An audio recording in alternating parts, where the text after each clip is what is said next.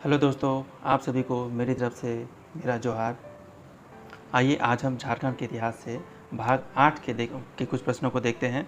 यदि आपने हमारा पिछला वीडियो नहीं देखा है भाग 1 से 7 तक, तो आप इस चैनल पर जाकर देख सकते हैं। आपको यह सारे प्रश्न जेपीएससी और जीएसएससी में काफ़ी महत्वपूर्ण हैं और बहुत ही काम आएंगे। आप इन्हें याद कर लें या नोट्स बना लें। आने वाले एग्ज़ाम में ये आपके लिए बहुत इंपॉर्टेंट होगा, क्योंकि सारे प्रश्न इंपॉर्टेंट प्रश्न ही हैं जो हमने इस वीडियो में रखा है, इस प्रश्न में रखा है। आइए आगे चलते हुए हम 37वें नंबर के प्रश्न को देखते हैं। देवघर का वैद्यनाथ मंदिर किस शैली में निर्मित है? ऑप्शन है द्रविड़ शैली, नागर शैली, बेसर शैली या मथुरा शैली। इसका सही जवाब है नागर शैली। आइए इससे संबंधित इसकी व्याख्या देख लेते हैं। झारखंड में देवघर में स्थित वैद्यनाथ धाम मंदिर का निर्माण नागर शैली में किया गया है। द्रविड़ शैली दक्षिण भारत में प्रचलित है, जबकि बेसर शैली मंदिर मध्य भारत में प्रचलित है, यह वहाँ निर्मित की गई है। बेसर शैली द्रविड़ और नागर का मिश्रित रूप है। वैद्यनाथ मंदिर का निर्माण पूरन मल द्वारा करवाया गया है। चलिए अगले प्रश्न की ओर चलते हैं। 38 नंबर का प्रश्न, सिंहभूम के सिंह वंश की दूसरी शाखा की स्थापना किसने की थी? दर्पण राय सिंह, युधिष्ठिर, भीमकर्ण या गंगा नारायण सिंह। इसका सही जवाब होगा दर्पण नारायण सिंह। आइए इसे समझ इसकी व्याख्या देख लेते हैं। 1205 ईस्वी में सिंहभूम वंश की दूसरी शाखा की स्थापना दर्पण नारायण सिंह के नेतृत्व में की गई। इसके उत्तराधिकारी युधिष्ठिर थे। अगले प्रश्न की ओर चलते हैं। साइमन कमीशन का रांची आगमन किस वर्ष हुआ? 1912 में, 1928 में, 1929 में या 1930 में? इसका सही जवाब है 1928 में। वर्ष 1928 में साइमन कमीशन रांची पहुंचा। जुएल लकड़ा के नेतृत्व में छोटा नागपुर उन्नति समाज द्वारा साइमन कमीशन को एक ज्ञापन सौंपा गया। 40वें नंबर के प्रश्न को चलते हैं। निम्न में से किसने जमशेदपुर मजदूर हड़ताल को समाप्त करने में महत्वपूर्ण भूमिका निभाई?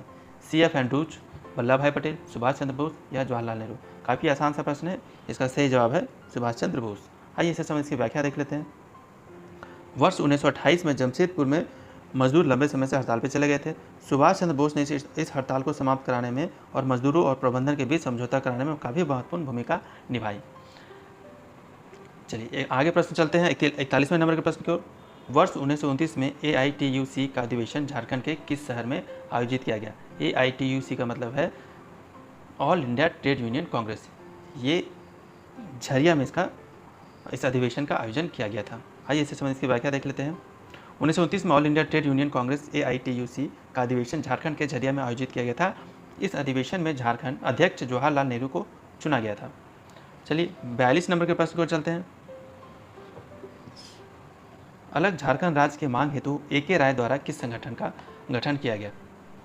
ऑप्शन है झारखंड वैश्यक समिति, झारखंड छोटा नागपुर संथाल परगना पार्टी, मार्क्सवादी समन्वय समिति या अखिल भारतीय आदिवासी विकास परिषद। इसका सही जवाब होगा मार्क्सवादी समन्वय समिति। इससे संबंधित इसकी व्याख्या देख लेते हैं।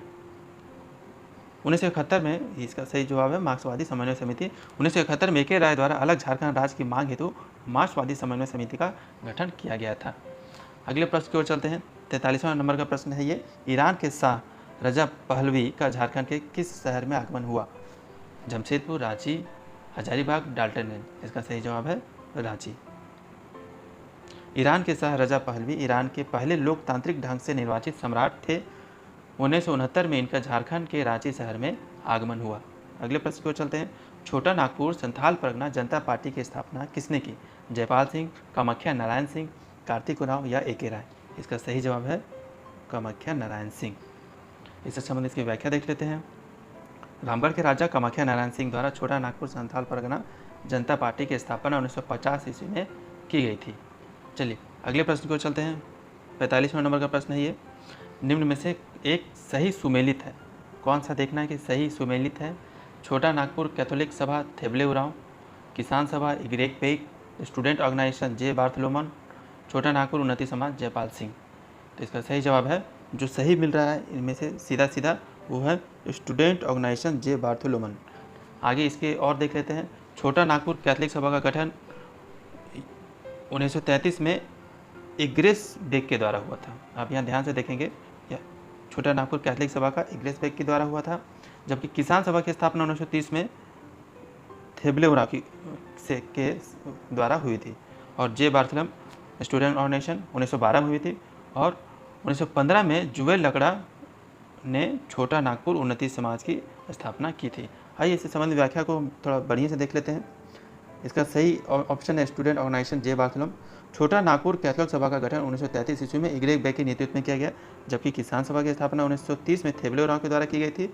जे बार्थमल द्वारा 1912 में स्टूडेंट ऑर्गेनाइजेशन की स्थापना की गई। वर्ष 1915 में जुएल लकड़ा के नेतृत्व में छोटा नागपुर उन्नति समाज की स्थापना की गई।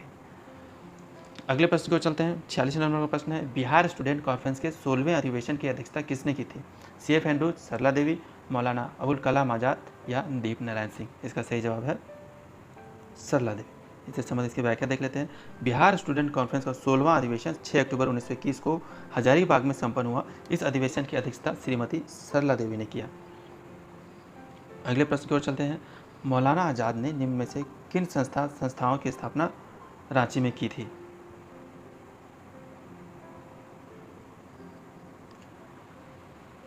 ऑप्शन है अंजुमन इस्लामिया, मदरसा इस्लामिया, क और ख दोनों, इनमें से कोई नहीं। इसका सही जवाब होगा क और ख दोनों। अगस्त 1917 में मौलाना आज़ाद ने रांची में अंजुमन इस्लामिया और मदरसा इस्लामिया की नींव रखी। मौलाना आज़ाद ने अपना प्रसिद्ध प्रेस अल बेगाम प्रेस बेचकर उससे प्राप्त धनराशि को मदरसा में लगा दिया। इस वीडियो में बस इतना ही दोस्तों, हम फिर मिलते हैं नए वीडियो के साथ। तब तक के लिए धन्यवाद। यह हमारा भाग 8 था। आगे के भाग इतिहास का देखने के लिए आप इस चैनल पर लगे रहिए, बने रहिए और इस चैनल के सभी वीडियो को देखते रहिए। आपके एग्ज़ाम के लिए काफ़ी ही महत्वपूर्ण है। तब तक के लिए धन्यवाद।